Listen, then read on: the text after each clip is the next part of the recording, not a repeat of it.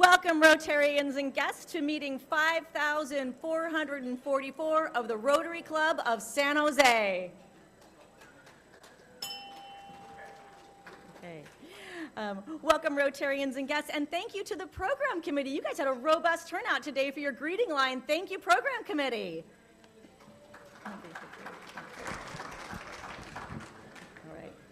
My little Jeff Boy. All right, guest introductions. We have traveling mics today. I think I've got, we had a couple substitutions. Ariane, I think I've got you here on microphone. Thank you so much. And I do have one other, I was supposed to have Will Nevis on mic. Oh, but I don't. Is it Roxanne? Why don't you use that microphone and tell me who you are? Hey everyone, my name is Roxana Klein, and I'm the Director of Individual Giving with Bill Wilson Center. Fantastic, wonderful to have you. All righty, those with thank you. All right, Rotarians, visiting Rotarians and guests, will you please stand so we can introduce your guests? And those with the microphones, go find them. Looks like we've got Stu Gans here in the front. Roxanne, can you make your way to the front? We've got Stu Gans right here. Johnny, if you're ready, go for it. All right. I have Dr. Howie here. He's a chiropractor that just opened a business in the Cambrian area. So if Pam Foley, if you're around, please say hi. And Dr. Howie runs Golden Gate Chiropractor. Welcome, Dr. Howie. Glad you're here. Stu Gans, you've rejected the official microphone, I see. But you do need something bigger. Tell us all about that. I'll get there. Can I jump on? No, you can go ahead. And then I'll just...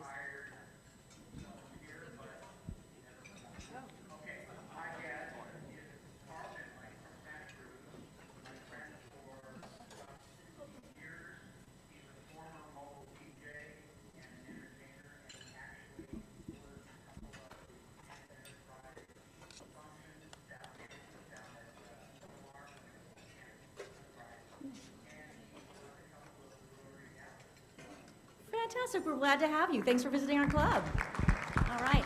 It looks like, who's the next person at the mic? Looks like Hello, President Heather. I would like to introduce, my name is Emily Rubalcaba with Bridge Bank, and I would like to introduce my colleague, Natalie Wade, business banker, also at Bridge Bank.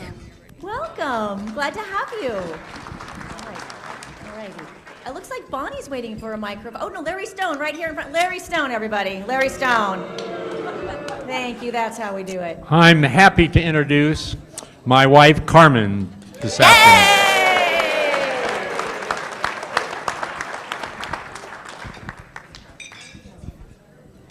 Thank you. All right. Oh, Dave, hey, welcome. Heather. Who do you have? Over here from the food line. Oh, the food line is really throwing me. I love that we're doing very guest intros popular. for the food line. Hello. Who do you have today? Michelle Loxon, Boys and Girls Clubs of Silicon Valley. My guests today are Michelle Hoover and Vivian Tran from Hoover Kropelka Family Law. Wonderful. So glad you're here with us. Thanks for spending some time with us. All right, Dave Callan, Program Director. Thank you, President Heather. Today I'd like to introduce everyone to the cheery farmer from the San Jose County Fair. Thanks for joining us. We'll be hearing from the cheery farmer again. Thank you so much for joining us. All right, any more? President Heather, Hello. Dave Peterson here, Youth Sports Gymnastics. I'd like to introduce my guests from the Interact Club of Santa Teresa High School, Simran Sani, and her advisor for the school, Miss Deborah Demas. Welcome. Simran is the Santa Teresa Club president this year, going in as a senior, so we welcome her. And then Ian Gomez is our restart from Lincoln High School. Ian is a sophomore this year and going to be spearheading the restart of the Lincoln High School Interact Club, with 10 students already engaging within that club this fall. And he happens to sort of know Adolfo over here, so that's a great connection to have, which is awesome. I'd like to just quickly plug the Interact clubs of Gunderson, Santa Teresa, Bellarmine, Overfelt, and we hope that everyone will, and Lincoln, we hope that everyone will become a part of this year as Interact regrows through this next year. So thanks Thanks for the time on that. Thank you. Thank you so much. Wonderful start, you guys. Really glad you're here. Okay, now I see Ms. Bonnie. Hi, thank you so much, Heather. I'm so happy to introduce again, thankfully, Joan Escobar, who is president and CEO of a most huge printing factory or plant in Santa Clara, right on the border with San Jose. And she is also the president and CEO of Idle Time Winery.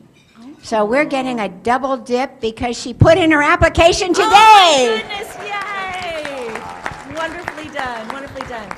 Okay, I want to remind our blue badge folks to start making their way up to the stage while we hand the mic to Sarju right now.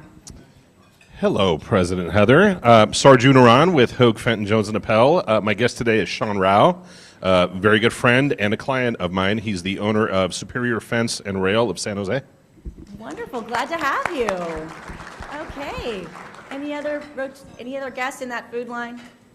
Munching on some nice perch. All right.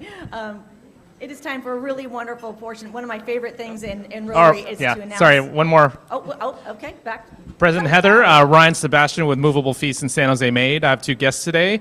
Ali Lopez, Small Business Development Consultant with SBDC, and Maurice Robertson, a professional athlete. I am so glad we got that introduction in. Thank you and welcome, welcome, welcome. Okay. This is a really exciting time of year. Here we go. Blue badge presentations. This is a very dynamic class of red badgers. Please make your way up. Today we have Kelly Dipple. Where's Emily? Oh yeah, there we go. Emily Rubalcaba, Cynthia Teniente Matson, Megan Tennisketter, and Kirk Wallakevich. Cute. Now, what I'm gonna do is I'm gonna have each of you meet me one at a time over here. We're all gonna present a blue badge to you. We're gonna do a quick photo, and then we'll just keep it moving right along.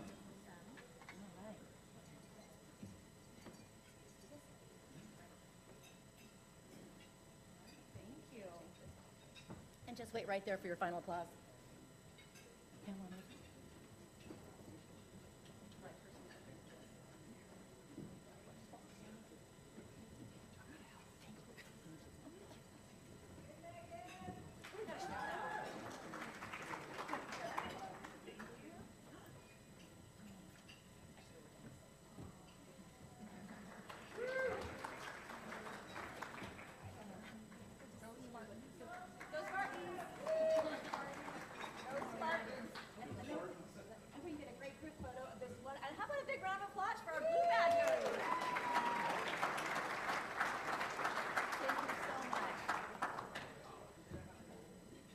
That's an exciting time.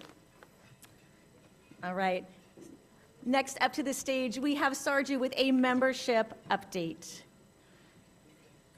Thank you. Hi, everyone. Okay, can I control the slides here? I can, okay. So, first of all, welcome. Great to see you guys. We're off to a great start for our new year. As you know, and if you didn't know, now you know, our membership goal for this year is to reach 500 members by the end of President Heather's term. So we've got 11 months to go, all right? And I'm counting on all of you. That means net new members is 102. We've got 5 new members as of this month. You'll see their names in a second. So we're currently at 399. So I guess I didn't do the math here correctly, did I? We've got only 101 to go. So I want to acknowledge our sponsors for this past month. We just approved our 5 newest members. So I want to acknowledge Ron Gonzalez, Adolfo Gomez, Brian Adams, Chappie Jones, Pam Foley, and Mike Borer and Matt Rubin for sponsoring folks this month. And I also put in red the folks that are going to be joining us who I'm sure they'll be scheduling their intros soon. So very quickly, Christine Burr, Carolina Data, Anthony Mata, Devora Davis, and Artie Arian. So round of applause for our new folks and sponsors. I want to take a moment to talk about our plan for membership this year. Of course, it's super duper important that we maintain the highest quality of membership. and make sure that we've got people in the room like you all. And that is really going to take everybody's effort. And so we want to focus on recruiting strategies as well as engagement and retention. So what I'm very excited about is working with some of the other committee chairs, Jeff Pohl, who's doing the storytelling, as well as David with respect to programming. And I think we can come together and create a really great club where we can not only bring in new folks, but also retain them.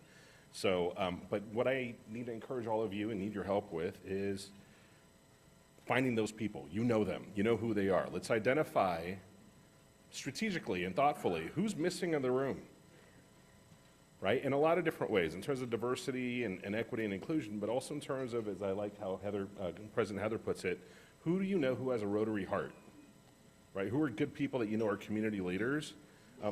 Let's think about this in a few different ways. There's folks that you know that you may not be thinking about as potential Rotary members, but we've also got our old friends, and by that I mean folks who have lapsed, whose membership lapsed. Maybe during the pandemic it didn't make sense for them anymore. We just need to get them back into the fold.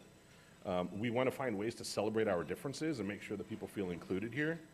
Let's share our stories and our values, and of course have fun.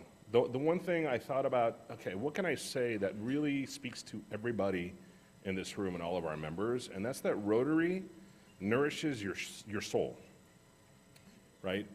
In whatever capacity that makes sense to you, but it nourishes your soul, and that's what keeps us coming. So, now, this is one of my initiatives for this year. Please get out your phones. You've all got them, because there's no time like the present. I'm not going to give you homework. Well, you've got homework to do as well, but please get out your phones. I'm not seeing phones. Get out your phones. Okay, listen. We're going to text somebody right now. I'm going to give you a minute to think about it, but who do you enjoy spending time with who's not already a Rotary member? And I want you to think about business leaders, community leaders, nonprofit leaders, philanthropists, clients, volunteers, colleagues, a reliable friend, that person you can always count on, givers, someone you respect who has different views from you. Consider that too. And I want you, I'm just saying, this is a template. You can modify it as needed, but I want you to text them. I'm sitting at a Rotary meeting and thinking how much you would enjoy being a member. Can we have lunch or drinks or coffee in the next couple weeks to talk about it? It's that simple. Find a person.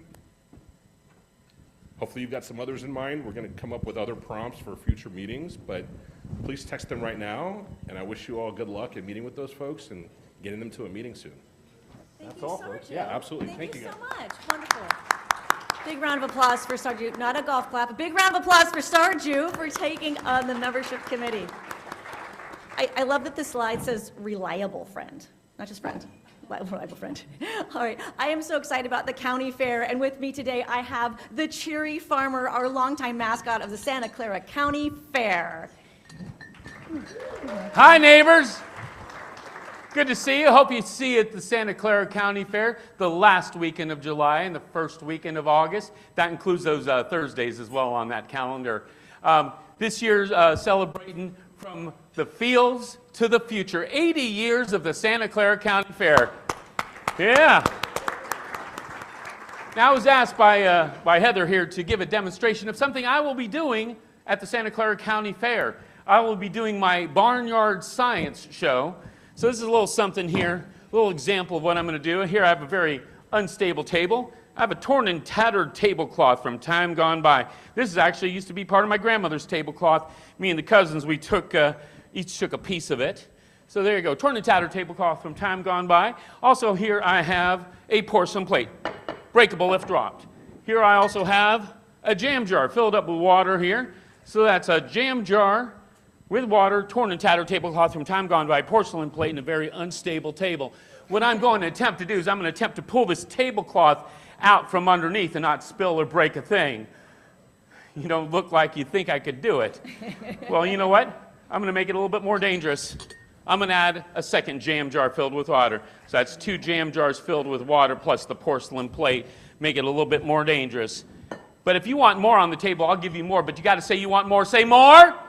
You got it. I'm going to give you more. Here we go. So I got now another jam jar filled with water. That's 3 jam jars filled with water and a porcelain plate. No room to put anything else. But if you want more, I'll give you more. You give me more. Say more. All right. I'm going to give you more. I'm going to give you more here. I'm going to give you another porcelain plate. So that's 2 porcelain plates, 3 jam jars filled with water, but I need to make room, so I'm going to do that just like that.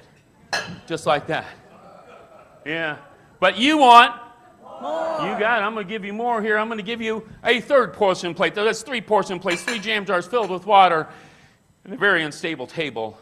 But you want more. That's right. We're going to get more. I got to get more here. I can put something else on top here. You see, 1 second here. May I borrow your coffee cup, please? I know. If I spill, Lenore says if I spill it, she will kill me. And I trust that she will. Here we go. But I'm going to make it even more dangerous. Oh, look at that. All right. Good thing Scott. Does this look smart, feller? That doesn't look smart, does it? Let's see. Here we go. I think. How's it look, Heather? It looks very unstable, that Very table. unstable, a little precarious here. All right. Here we go, folks. Everybody put your hands out like this. Wiggle your fingers like this. Everybody clap together rhythmically. Here we go.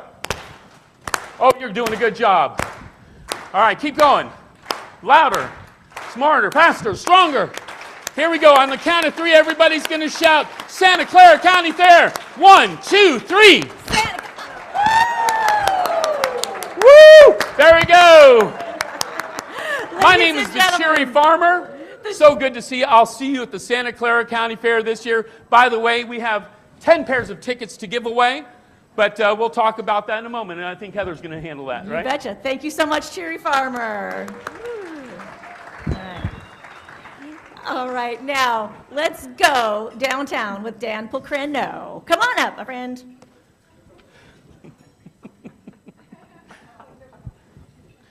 Sorry, Dan, it takes me a moment to get rid of my stuff.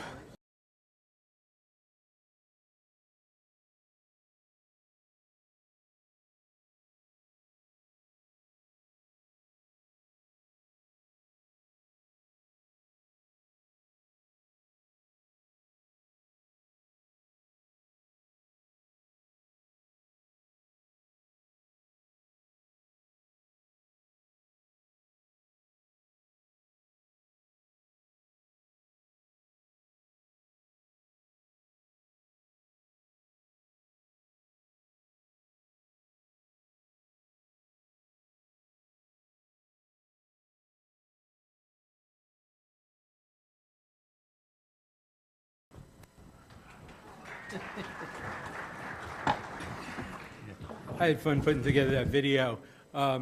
Back in the old days, we used to give gifts. Anybody remember David Down used to give everybody coffee when he was president of Rotary? Well, I guess the mayor of San Jose would show up and give prunes to everyone. And the Beach Boys came to downtown San Jose. It was a big part of their career in 1964, 1965. They played 5 times. And the mayor shows up and he gives them prunes. And then they didn't come back for 59 years. But we got them again. The Beach Boys are coming back to downtown San Jose, and they're going to be playing Music in the Park at Plaza de Cesar Chavez in a week from Sunday. And it's going to be an amazing show. I saw him up at the Mountain Winery. John Wiedemeyer, the San Jose born and bred person, or actually Campbell, but he's been a local Valley guy. He's their lead guitarist now. So this is John's big homecoming. So I hope everybody comes out to see him. I want to invite everyone from Rotary. If we get enough people, I'll set aside a special Rotary seating area, and we will also, 2 tickets, Heather, I said we'll donate 2 VIP tickets to Rotary for the use in fundraising or whatever, if you want to go. And then, yeah, let's get a Rotary seating area together. I know Sean's going. I saw your name on the list. So come on down and support the Beach Boys and live music in downtown San Jose. There's actually a lot happening. There's also a band playing at Levi's Stadium tonight, the Rolling Stones. They're sponsored by AARP. It's not a downtown San Jose show, but here, special tip. Go eat at a downtown restaurant and take the light rail. That's the way to beat the traffic. Light rail goes right up there to Levi's Stadium, and also it is Dine Downtown this week through Sunday. There's a lot of great restaurants like Mezcal, for example, and there's one of 40 restaurants with prefix dining. There's also a block party tomorrow night at San Pedro Square, the world's largest horizontal mural. It's the only mural in town that big that you can actually walk on. It's a great thing, and I know many of you were down there for the Rotary painting of it. So dine downtown, block party tomorrow, and now, here's a crazy one. The show playing over at Three Below Theater, just a block away, is called Assassins. It's a Stephen Sondheim musical, very interesting timing. It is a musical about presidential assassins. How did that happen? But anyway, it's an interesting show to see, and you know, let me know what you think after you see it. And then let's see, did I have anything else? I think that's it. We've got a big week in downtown San Jose. There's a lot happening. July's usually a slow time, but it's going to be a good end of the month. And Mayor Mahan has promised me he will not show up with prunes this time. Thank you very much, Heather, and thank you, Sal, for letting me fill your big sneakers.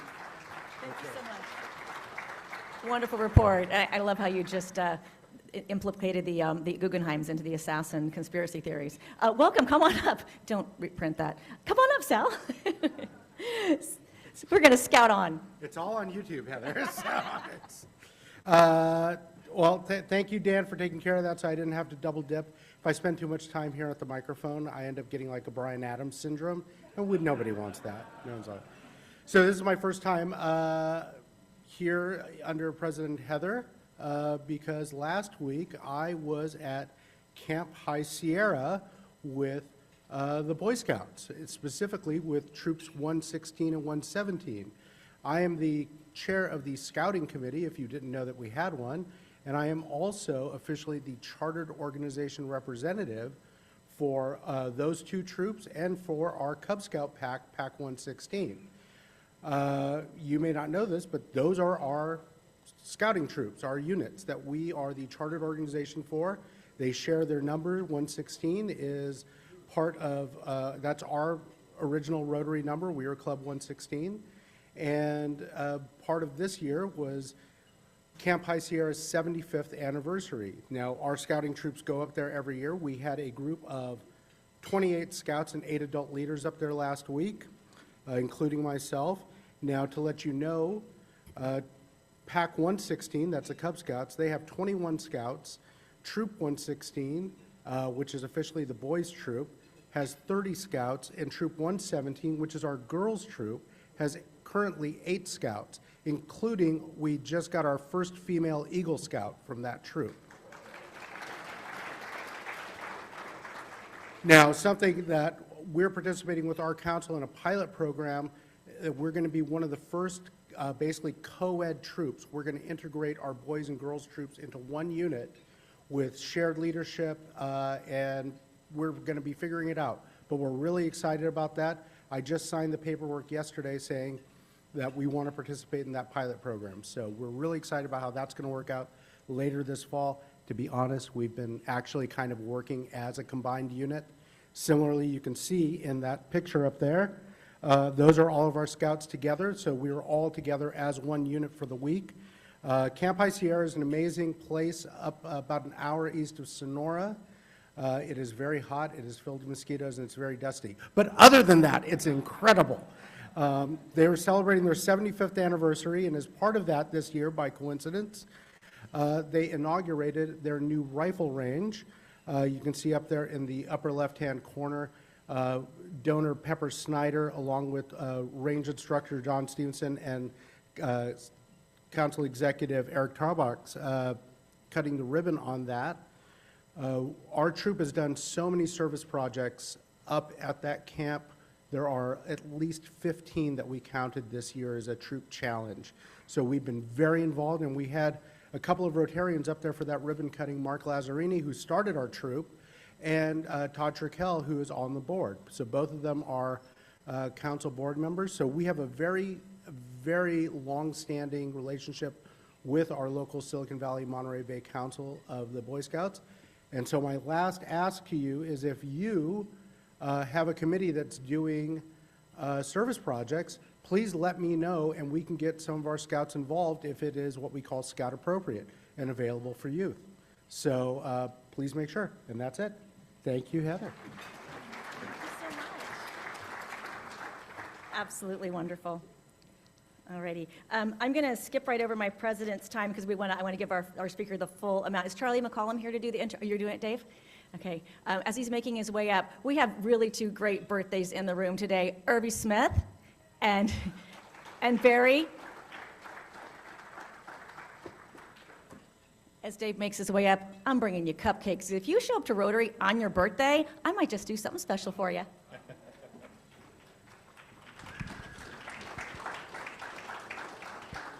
All right, thank you, Heather.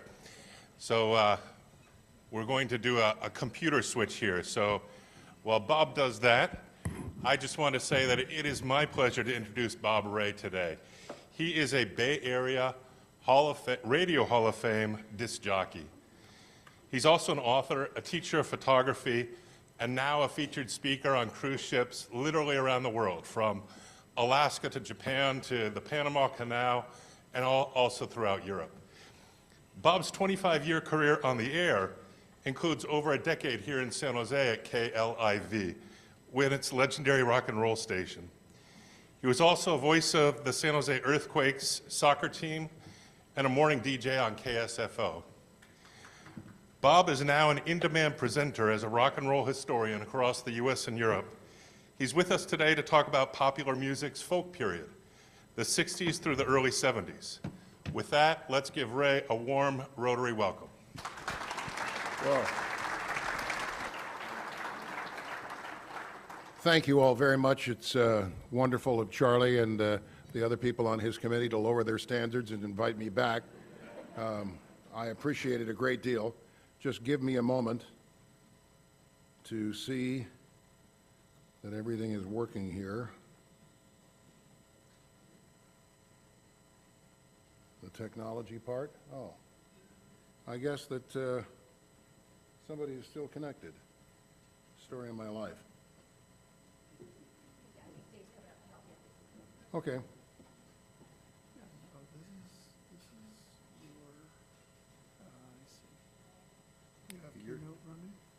No, I don't, but it should see my desktop, I think.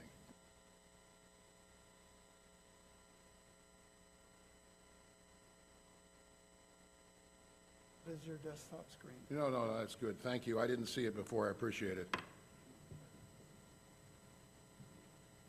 Anybody here is a fan of New York, you'll know Zabar's. And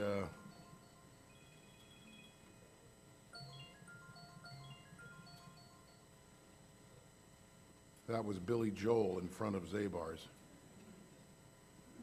I was more impressed with that picture than he was. But he was very nice to do it, and I must say that I was appreciative. Bear with me just 1 second. Okay. Yeah, I forgot about this. Sorry, this is behind-the-scenes stuff that you normally don't see. This is a special engagement for me because one member of the club who was a major influence in my life, I would not be who I am today or where I am in my career. I checked, at least before I took the stage, that I still had a career. Without this man's presence in my life, he saw something in this 20-year-old kid 50-some-odd years ago with a Massachusetts sun pail who showed up with an attitude and all of the answers and no questions. He gave me a chance, plus opportunities and life lessons that brought me here at this juncture in my life. He became a second father to me and a mentor to many of us. At KLIV, as you see here, they all came back for his birthday. And as I said,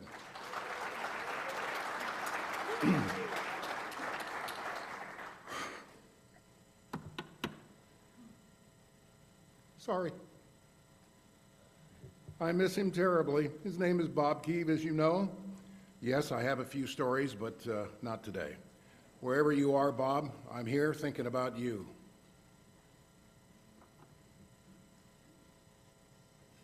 Wait 1 second.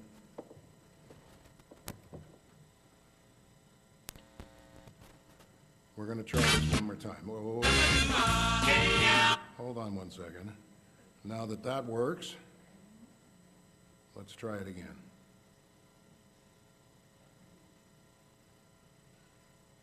Of the Birds, and you're listening to the amazing Bob Ray. KLIV.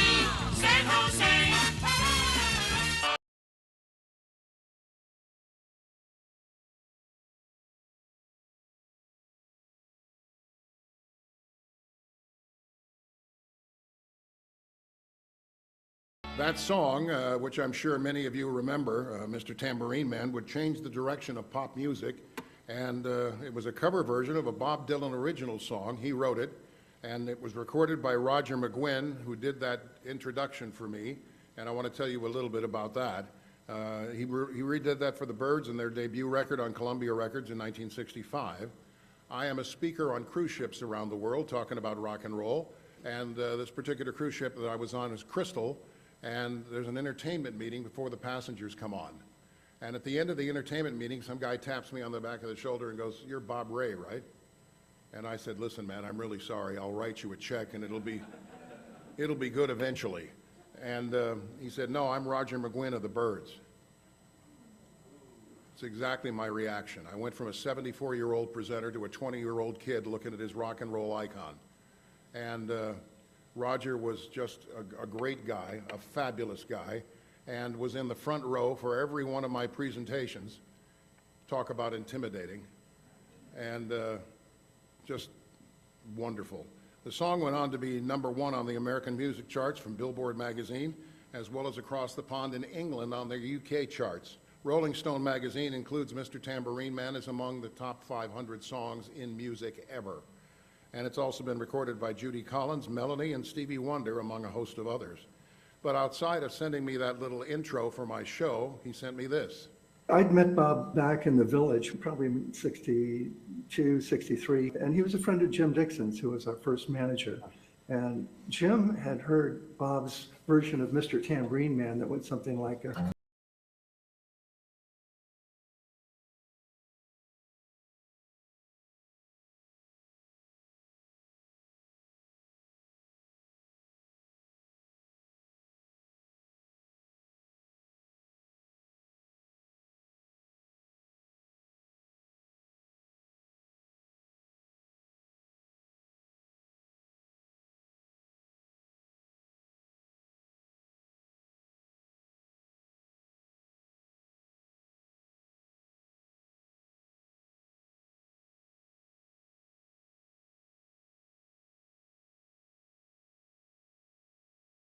And we cut it down to one verse. It was about 4.5 minutes long prior to that. And it played on the radio.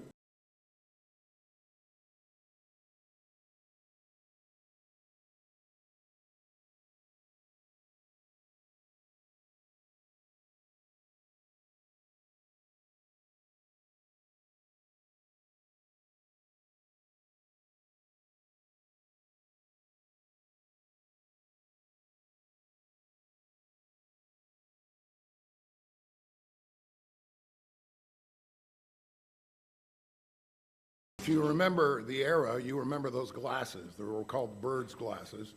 And he said, "Listen, I've got a pair of glasses for you." One sec. And I said, "Really?" He said, "Yeah, these were given to me by John Lennon." What? Yeah, so Mr. Tambourine Man has been recorded by Judy Collins and Melanie and Stevie Wonder, among a host of others. So good afternoon and welcome to the real story about an era in rock and roll called the folk era, mid-60s to 1970 or so, which you may remember, but most likely don't know the backstories about how it all began. And today I'm going to talk about one of the greatest songwriters of all time, who was called the voice of a generation, plus an in-depth look at two female performers who shone brightly during the folk era. Oh, wow, that's very nice. I didn't know you were a mind reader, too. Thank you. Okay. There we go. Plus an artist whom I consider to be an incredible lyricist and performer that started in the folk era and is still very active today and on tour today. Oh, and by the way, do you know the legendary music group that got their name from the Hells Angels? Well, you will today. And a possible surprise, you know, I'm not sure, we'll see. I believe you'll enjoy it, all in a compact 30 minutes or so. We got to run. So we shall see. I know that guy. Looking back over his 60-year career where he has earned worldwide respect and a consensus in music as one of the greatest songwriters ever. It would be a fair and accurate notation to say that all roads of folk music lead back to Bob Dylan, as his lyrics gave life to the folk music of the early 60s, which was the voice of the counterculture at that time. And he was also putting out some albums, and in 1963, that was his second album, called The Freewheelin' Bob Dylan, introduced us to this tune, which was described as a protest song, because it presented a series of rhetorical questions about peace, freedom, war, and manhood.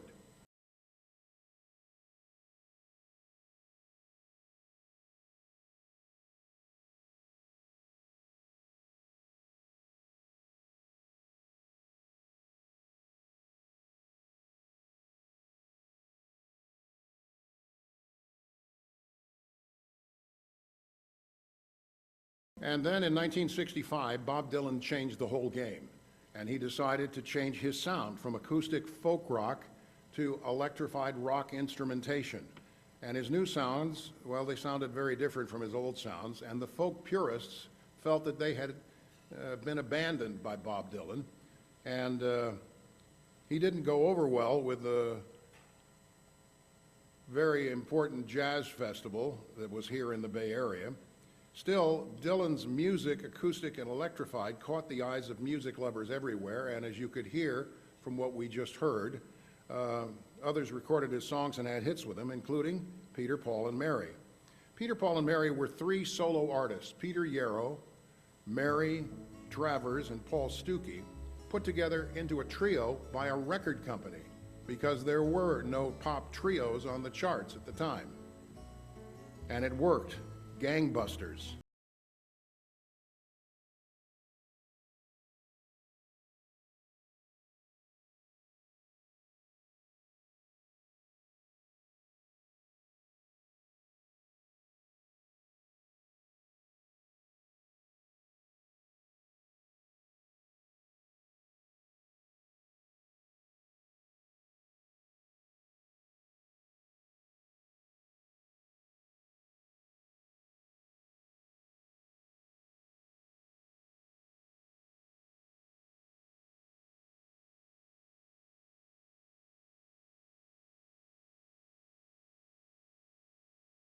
You'll remember there was a controversy about being about drugs. Remember? But it wasn't.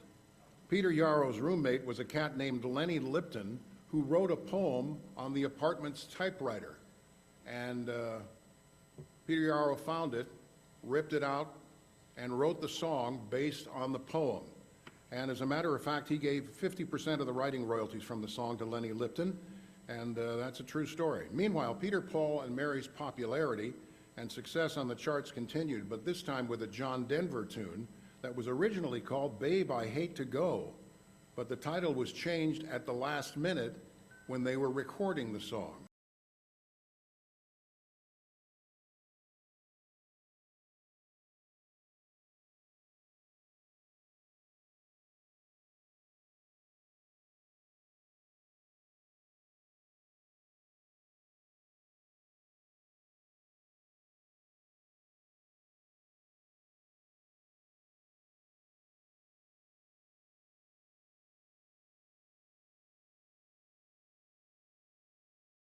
It's nice to hear that one again. The next lyric line is the original title of the song, Babe, I Hate to Go. And folk music's doors were seemingly more open and welcome to female artists, and two prominent performers enjoyed the limelight. One was Joni Mitchell. You remember Joni? Her presence was very successful, many accolades, including 11 Grammys, an induction into the Rock and Roll Hall of Fame, and a high praise from the magazine of rock and roll, that's Rolling Stone, and proclaimed her as one of the greatest songwriters ever. Her only top 10 hit was her biggest record.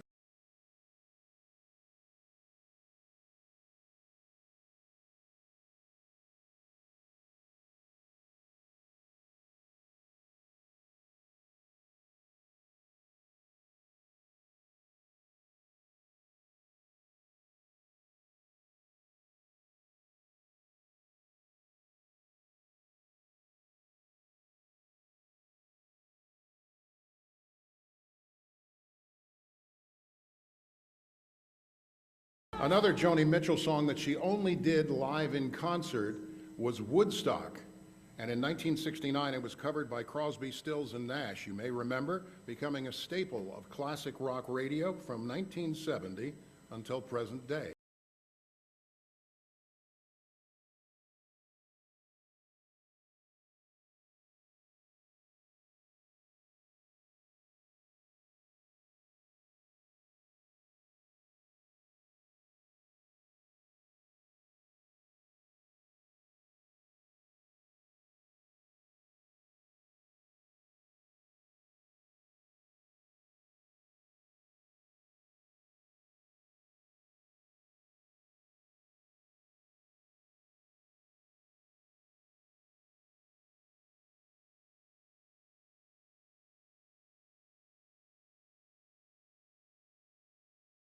I was 19, living at home. They said, "You're going nowhere near LAX or New York."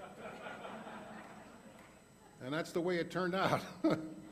Another Joni Mitchell song was covered by Judy Collins in 1968. I think you'll remember this one, "Both Sides Now."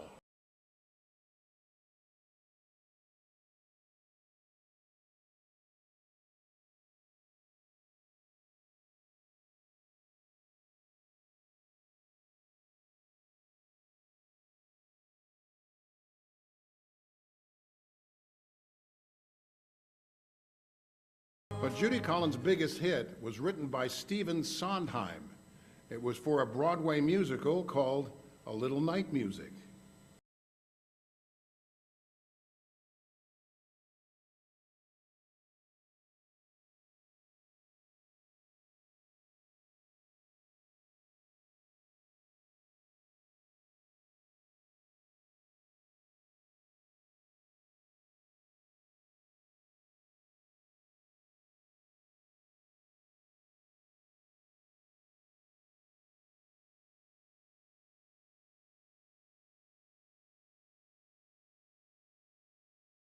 My friends do a little parody of that song, Send in the Clowns, well, maybe next year. The next line, the next chorus line is, "Don't bother, they're here." My friends go, "Don't bother, he's here." So every presentation comes with a little unexpected surprise, as we had when I began this one. It's inherent in live performance, and it's kind of the fun. But today is no exception, as I now have a guest that I was going to have before until she canceled because she said, "Look, I've got a rehearsal for my tour," but has made herself available, and she's going to talk with us this afternoon. Denise in California is my studio producer in Saratoga, and she's online via satellite. And Denise, what I'd like you to do is please hit the phone button, will you, Don? And we'll have a moment to talk with a true songbird. Ladies and gentlemen, Judy Collins. Hi there. Hi, Judy, welcome to San Jose. Hi. How are you? Well, listen, it's all good. Thank you for making time for me. I got to tell you that. I want to start our conversation with a critic's quote about you that I came across doing research initially. It says that you're the ageless wild angel of pop. I mean, wow. Yeah, I like that too. Yeah. That's a quote from Stephen Holden from the New York Times, and it seems to have stuck. Yeah, well, yeah, I love it. Yeah, it's great. Sorry, I didn't mean to talk over you. It seems to me, though, that your perception as an artist was originally as an album-focused performer. Would you consider that correct? Yes, I like to make albums, but I was very happy to be a singles artist. I had a lot of hit singles. Well, no equivocation on that. When you think about folk music, what was it that originally attracted you to it? You remember? I think it was the stories. I really loved the stories, and I always felt that I was a storyteller rather than a singer until I became a singer. Well, you know, I believe that all of us, as we go along life's performance road, are trying to do the best that we can so we don't get hit by a train. Listen, it's impossible, in my view, Judy, to really have any discussion about folk music without mentioning Bob Dylan. Don't you agree? Well, I loved his songs right away. I just thought he was brilliant. I went to Dylan's first New York concert at Town Hall, and we just sat in the audience stunned. Yeah, I just adored his music. One of your hits was authored by another folk artist that we just talked about, Joni Mitchell. And I heard this story. I know that it wasn't something that we were going to talk about, but sorry to throw you a curveball here. You first heard this song from a call at 3 a.m. in the morning that woke you up? I mean, can any of that be true? Well, actually, the person that called me was Al Cooper, who started Blood, Sweat, and Tears. He followed her home from one of his gigs, and she told him she wrote songs. So when they got to her house, she sang him Both Sides Now, and he immediately called me at 3 in the morning and had put her on the phone, and she sang it for me. 3 in the morning? She sings you an audition song? I mean, what was your response to all of this nonsense? I'm coming right over. It's a much better response than my 3 a.m. calls telling me I've won $1 million from some country I can't find on the internet, you know what I mean? One of pop's music classic songs was written about your relationship with Stephen Stills. How did you first meet Stephen? In 1968, we made a record, so that's where we met, and that's where we worked together, and then we had this hot love affair that lasted for a few months, and then we continued to have a friendship for all these years, and finally we decided that we would go on the road and do something together, which has turned out to be quite a hit. Absolutely. I would think, though, that, you know, touring and performing and traveling together is an intimate experience which could spark some conversations about the old days, huh? It's amazing to both of us. We keep looking at each other and saying, oh, why didn't we do this in the first place and skip the romance? And I said, well, then you wouldn't have written Sweet Judy Blue Eyes. Yeah, well, recording and the love affair and concert tour, you two have gone the whole way. I mean, full circus, eh?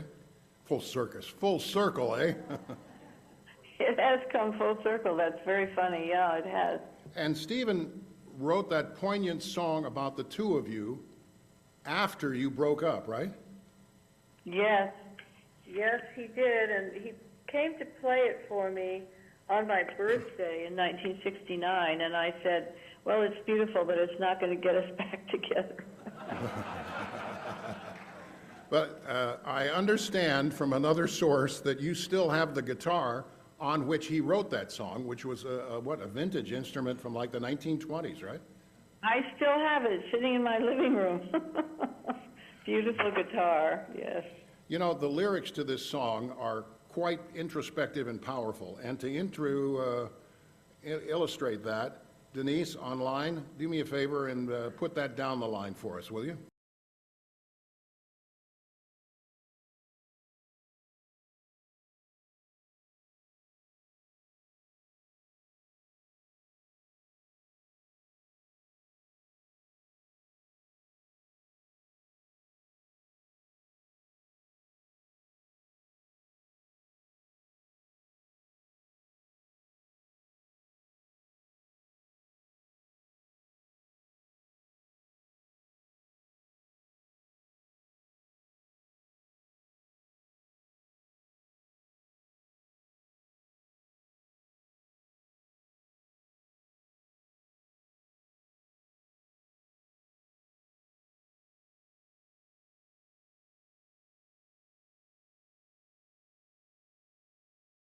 Woo, it's good to hear that again, you know? But reflecting on that thought, Judy, if I give you one redo in your life, something you could have again, what would that be? Oh, that's an interesting question. No, I think what's done was meant, and I'm very lucky, very lucky. Well, talk about lucky. I'm going to share the story of how you and I met. I was speaking at another service club in Campbell, and at the end of my show, they said, listen, we're sponsoring a concert with Judy Collins at the old Campbell High School, which we all know. And I said, well, that's really great. And I left and made a beeline for Campbell High School. because I knew that all performers have sound checks. And I walked up, the place is flowing with security, and I somehow used my radio jargon BS and got inside. I walked into the auditorium, which was totally empty, except for Judy Collins on stage practicing. And I went to the back of the auditorium and sat there for an hour, and I had a private concert with Judy Collins. And I got to tell you something, watching you play, being the only person in the venue, was a euphoric experience for me and one I will never forget. I got to tell you. And then about an hour later, a guy walks up to me from the back and goes, "Excuse me, but who the hell are you?" I said, "Well, I'm Bob Ray, and I'm interested in an interview with Judy." And he said, "It's not going to happen today, pal." I said, "Okay, here's my card. Maybe you could, you know, have her people call me or whatever." 2 days later, my phone rings, and I answer all my calls, and I said, "Hello, is this Bob Ray?" I said, yeah. "This is Judy Collins." "I'm sorry, who?" We hit it off, and I asked her if she would participate in this, and it was off, and then it was back on, and she's just fabulous. Just fabulous. Watching you play was a once-in-a-lifetime experience, Judy. I can't describe it any further than that. Oh, God bless you. Well, I'm happy you got into here and sit there. That's a unique thing. Well, yeah, these days in the music business, I mean, live performance is all we've got, because the record business has gone straight in the basket, you know what I'm saying? That's right. That's why we're all out there. Absolutely. Well, listen, I want to say thank you, Judy, from all of us here in San Jose, and we and me, wait a minute, that sounds like a new music group. We greatly appreciate it, and you. Oh, that's a pleasure to talk to you. God bless you, and I wish you total success in everything you do. Thank you, dear. Bye-bye. Judy Collins, wow. Because of this group's presence in California and their songs about California, many people thought they were from California. No, they were from New York. And Cass Elliot, Michelle and John Phillips, and Denny Dougherty. They were a defining force of the counterculture of the 1960s, inducted into the Rock and Roll Hall of Fame in 1998, even though their presence in the music business was 65 to 68.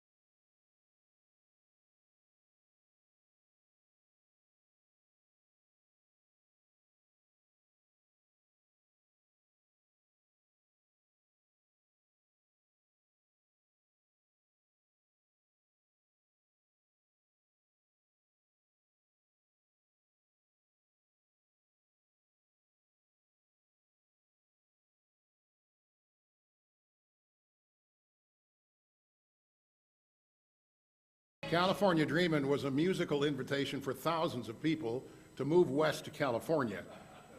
And they did. After the Mamas and Papas broke up in '68, the lone member of the group that had a continuing career was Cass Elliot, Mama Cass, under her own name, because she reportedly hated the Mama Cass label. The group got its name when they were all together in New York, late at night, watching the Johnny Carson show. And the Johnny Carson show had a guest, Sonny Barger. You remember Sonny? It's the heads of the Hell's Angels. And he tells Johnny Carson, "Listen, we call the women in our group mamas, and the men are papas." And Cass jumped up and said, "That's it!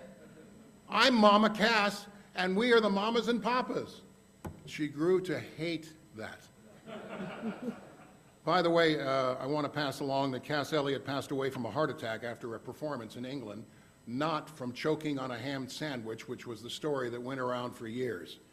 And Scott McKenzie, who would join the group in its later years, wrote this song together to promote the Monterey Pop Festival. You remember that? 1967? And it became an anthem for flower power. In San Francisco, went to number 4 in the U.S. charts and number 1 in the U.K.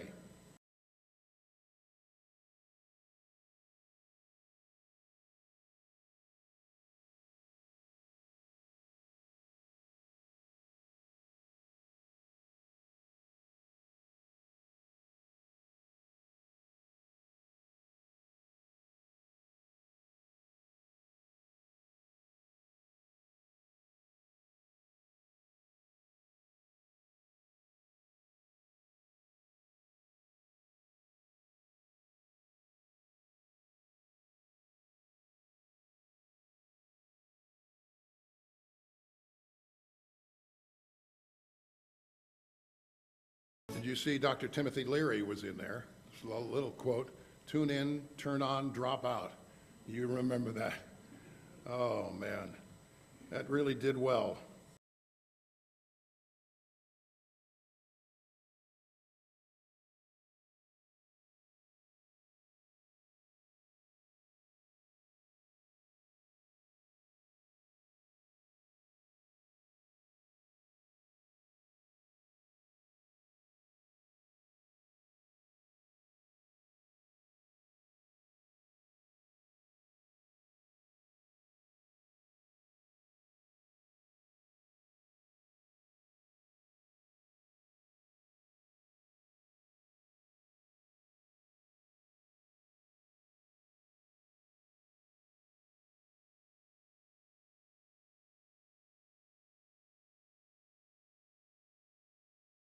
This is what happens when mainstream music gets a hold of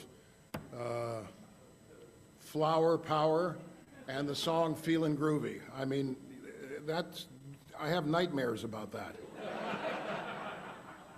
Just unbelievable. So, dearly beloved, all of us gathered here, did you have a good time?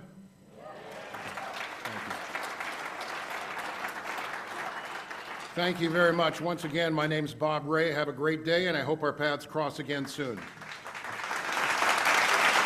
Bob Ray rocks! Oh, I'm sorry.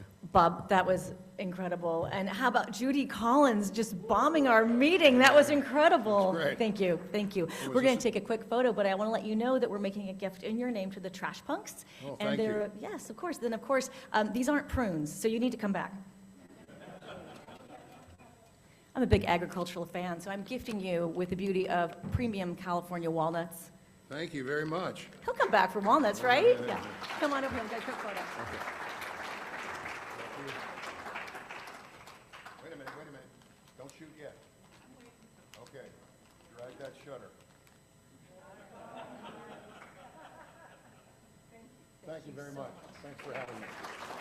Thank you.